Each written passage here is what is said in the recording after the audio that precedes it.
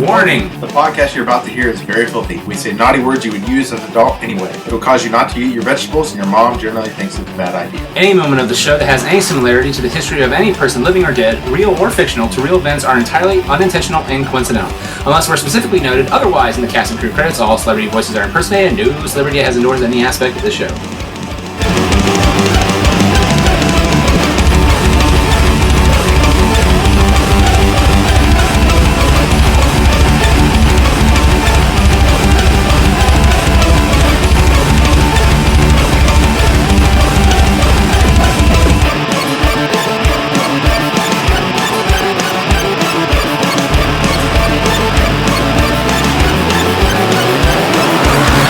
Hey everyone, and welcome out to the Good, the Bad, and the Geeky GBG Drive-By. What's up? So, before we get into our topic for today, on this GBG Drive-By, episode 266, FYI to check out our sponsors, Ultimate Teenage Mutant Ninja Turtles, UTMNT.com. You can also check out Packrat Comics, home of great comic books, graphic novels, t-shirts, toys, all kinds of stuff, and of course board games, which is a big thing I'm really into as of late. So check them out, packratcomics.com. Also, they're the home of the It's All Been Done Radio Hour every month, the second Saturday of that month. The next show, I believe, is October 12th. If not, if I'm wrong, you just want to make sure and you want more information, want more deets, as if it were, go to itsallbeendoneradiohour.com. All one word, It's All Been Radio Hour, It's All Been Done radiohour.com. Wow, that's a mouthful sometimes, but it's such a great show, and I'm not saying that because our old pal Jerome Wetzel, Jimmy Daly, wrote it. No, it's actually a phenomenally fun thing to do. It's actually what I wish our Christmas show could be. Jimmy's found the formula and is making it work, so please check it out. With that said, also, October 12th will be our first GBG Live, our normal podcast episode live. It'll be me, Jimmy, and Nathan. Again, that's a half hour or so after the It's All Been Done Radio Hour, so around like 8:30 or so. 7 p.m. is when the It's All Been Done Radio Hour starts. So again, that's at Packrat Comics. Check that out. All right, and finally, audibletrial.com/goodbadgeeky. Get your 14-day trial over at audibletrial.com/goodbadgeeky. Over 180,000 titles to choose from. How bitchin' and sweet is that? I think it's pretty darn sweet. So, again, check them out. So, this week's episode is... I don't know why I'm feeling the need to talk about it, but I think I know a little bit why. So, I don't want to say too much, but long story short, I've been watching Doctor Who, and watching it with my girlfriend, who's catching up. The goal was to try to get caught up by the September 19th premiere. That's not going to happen now, and that sucks. It really does. But what I will say is that it's a lot of fun to watch these with her, and she enjoys the show for the most part. I don't know if she's going to enjoy Peter Capaldi. We're literally in the home stretch of Matt Smith's run. So the last, I think, 8 episodes where it's just Matt Smith and Clara, whatever. And I'm one of the few people, and I'm sure Jimmy and I will probably discuss this on a later episode. Because it's been announced today for those or yesterday, but when I'm recording this, Clara is no longer going to be on the show. She is leaving at the end of Series 9. So, I think that her character has run the gamut. It doesn't mean I do not like Clara. I love Clara, actually. I really enjoy her. I think that, at least with Matt Smith's Doctor, there was a really nice back and forth going on, even when things got a little dry at times with her story arc. With that being said, I've really enjoyed her with Peter Capaldi because it's a nice back and forth between the two, which is he doesn't really grasp if he's a good man or not because he's not really all settled in yet. And Clara, I think, is a good back, away from that. She remembers the Doctor who was goofy, light, silly, fun, and this one is not so much that. which is to me a lot of fun. It's a nice new way to see the Doctor, but I digress. I don't just completely hate Clara. I do think that her arc in this last season was sort of all over the place. It's either she's with him or not, that kind of thing. So why? But either or, we're watching Doctor Who, and it's very apparent, we're not going to catch up. But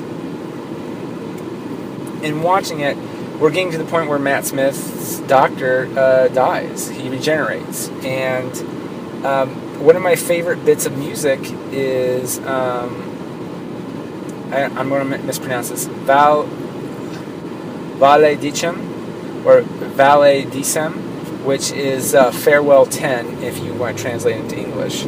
I think it's Latin for Farewell 10, and it's the song that is played when the 10th Doctor, David Tennant, which again is my favorite Doctor, it's my girlfriend's favorite Doctor, when he passed away, and I just started thinking about, why is David Tennant my favorite Doctor? And because if you really think about it, Doctor Who doesn't really change too much. The actor who plays him adds something a little new and different to the role, but I don't know why, but I just really love the hell out of David Tennant, because for me, he humanized the Doctor in such a way that he was still the Doctor, he was still fantastic, he was clever, but we got to see a little bit more of his human side, and I really love that a lot, and I connect with it on such a deep level. Wish fulfillment fantasy also kicks in a little bit. We all wish we were the Doctor, you know what I mean? We all wish we were that smart, that clever, and right on top of the game. But in the same instance, though, too, the 10th Doctor was not all he was cracked up to be. He needed companionship, whether it be with Rose, who he truly loved, or whether it be with Donna Noble or Martha Jones. He needed someone there to counterbalance him, and when that wasn't there, he got very dark. He got a big head on his shoulders, and also some of that stemmed from the fact that he could have killed his own people much sooner and done this horrible thing and save species. As you hear that, there were beings that died during the Time War due to the interference from the Time Lords and the Daleks. It's not just, the Daleks, it's both of them. And I'm really fascinated by that. And that's why one of my favorite lines in The Day of the Doctor is there's the Doctor who regrets and the Doctor who forgets. And of course, the Doctor who forgets is Matt Smith's Doctor, the 11th Doctor, and David Tennant, the 10th Doctor, is the Doctor who regrets. And you have this, and regret is a real human emotion that, that we all fight every day in some different ways, maybe not as much as others, but we always have that little twinge of regret and doubt that we have creep in the back of our skull, just nodding at us and saying, hey, don't you regret doing that or saying that or whatever. And the Doctor, we don't usually get that semblance of regret too often, but with David Tennant we did. And just because how he reacted, he responded when he got angry, he got angry. Matt Smith's version of anger to me was not, Matt Smith to me was like a school teacher a little bit. And I know he looked like that because of the tweed and all that, but with David Tennant, it was a little bit more like, this dude's a badass and he will murder you all if you're not careful.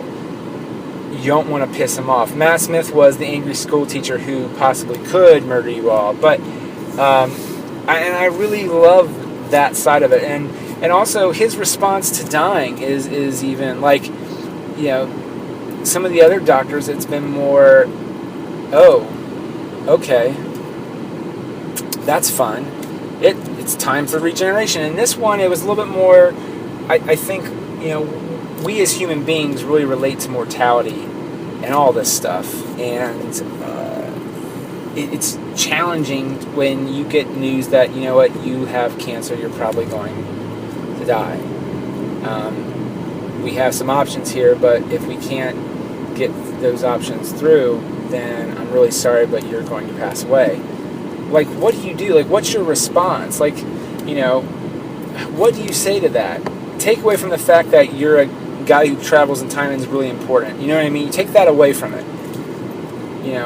There's that thing that adults and older people say ever since you're little. It's like, oh, this person passed away. What a loss. And it's what a loss. What a cliche. You know what I mean? And it isn't until you find out more about the person truly what a loss it is, because someone has touched somebody else's lives for the good or better, and usually even the meanest person has touched someone's life in a good way, whether they know it or not. So, and it is a loss in many ways. Unless you're Hitler, then you can die. But everybody, there's a real sense of loss with human life, or at least with decent people. There's a sense of, and of course there's the what a loss, they could have done so much more. And what's the one thing that David Tennant's 10th Doctor really proclaims? He's like, oh, I could have done so much more. I could have, there was so much more I wanted to do, there's so much more I could have done, but and then you had to, that kind of thing. But that's a very human response to passing away, and I don't know, like that moves me. And of course his last line is one of my favorites, is I don't want to go. And I don't love Matt Smith's ending. Jimmy, I pointed this out to Jimmy the other day during a writing session, and his response is like, yeah, but he's the only Doctor that lived forever. He passed away of old age. And I'm like, that means nothing to me. Like, there's no emotional connection. Is that something that he wanted? You know what I mean? Like, if that's what he wanted in a way, then that was awesome. You know what I mean? But at the same time, it doesn't ring to me as it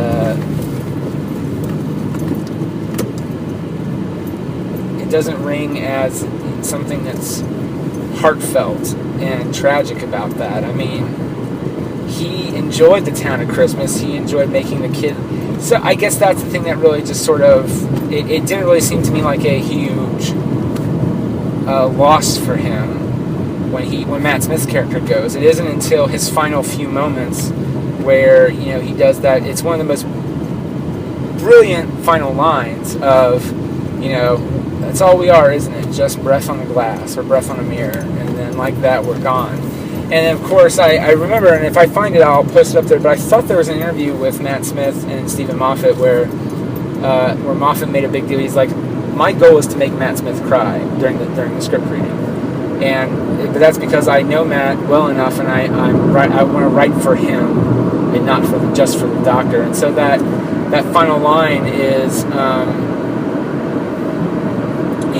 a little bit of,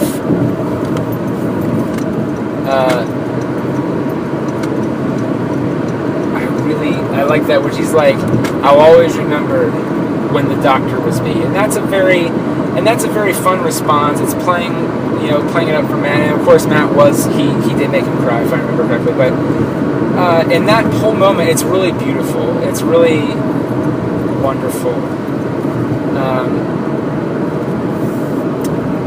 because in a way, the Doctor, when he dies, does die a little bit, and they don't really touch on that always, but that's a really fun and unique approach. But I don't know, it just, besides those final moments, it doesn't lack the same punch as David Tennant's does. And that's what I think is just because we saw a little more of a human side with Tennant than we did with Matt Smith. Not to say that we didn't get those moments, but I guess it wasn't earned as much for me. Like, hey man, I'll throw it out there, I still cried like a baby when Matt Smith went. But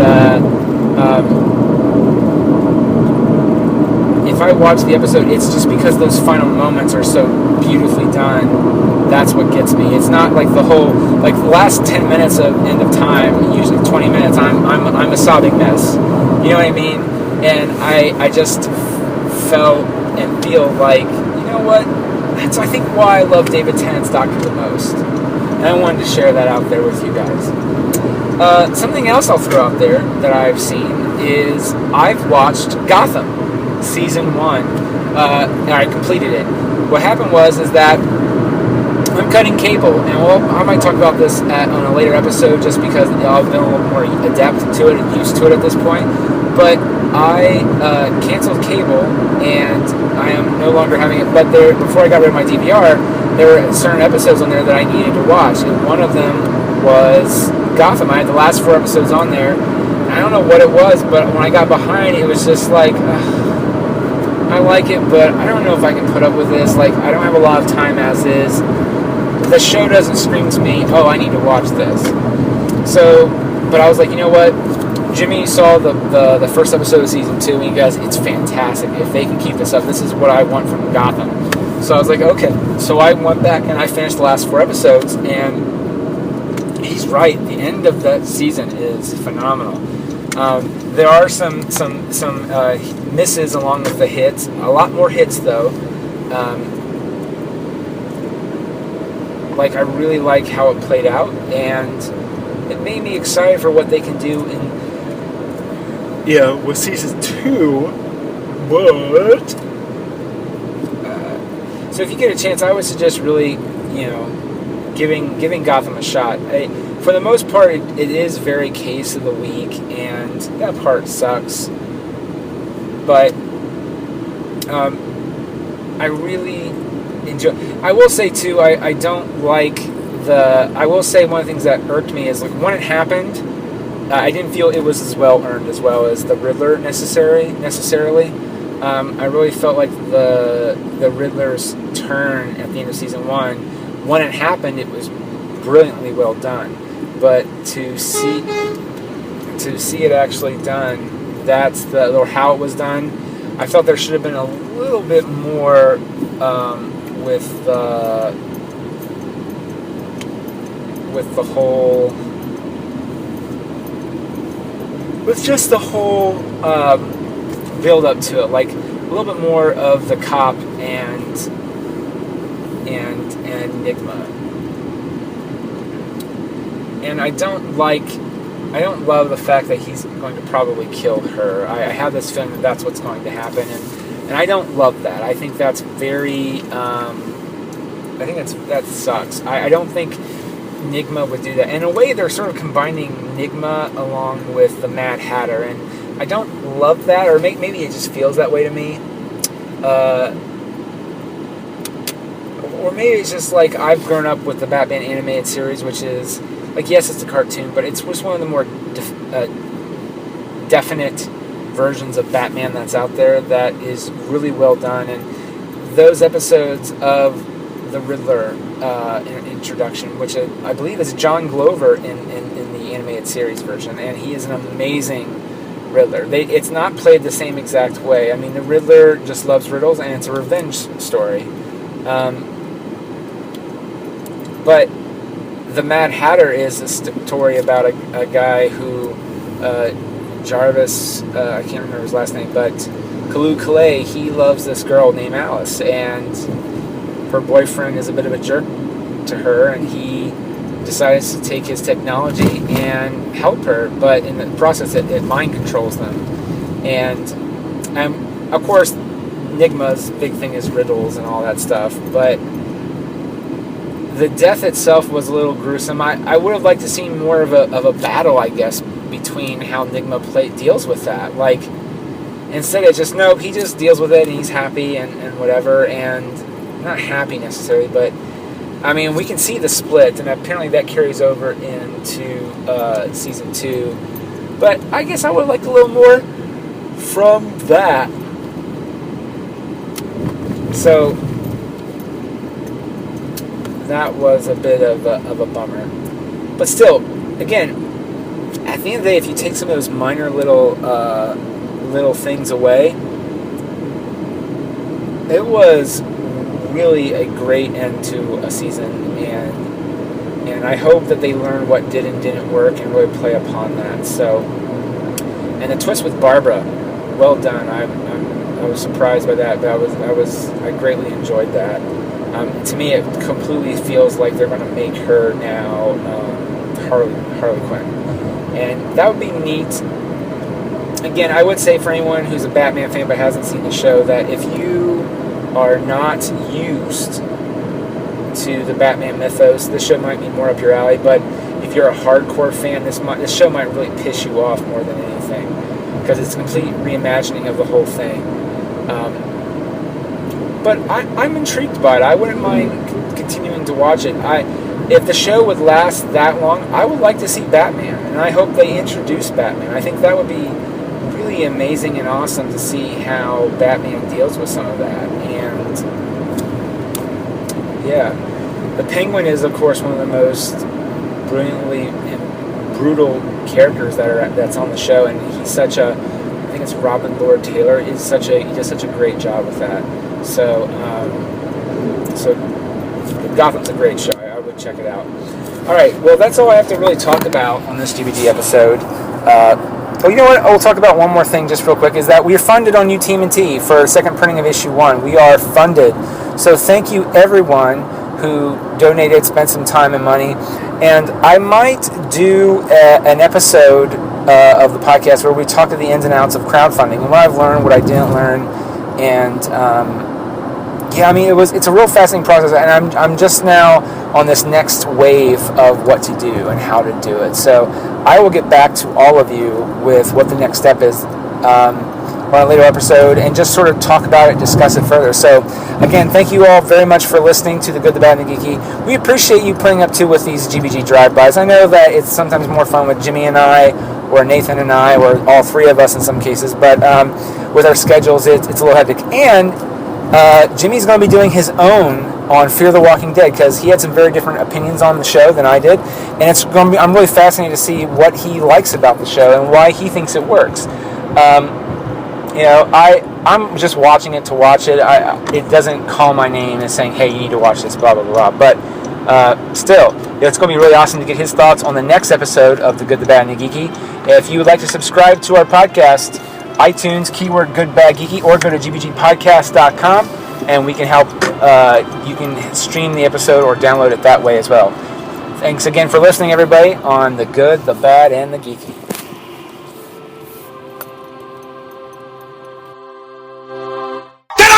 Jeez! You're a creep! Go away! We're having a good time until you start up, cheapers! Go have some coffee with cream or something! Because I'll tell you something! This is a happy place! What the fuck am I supposed to say? What song is that?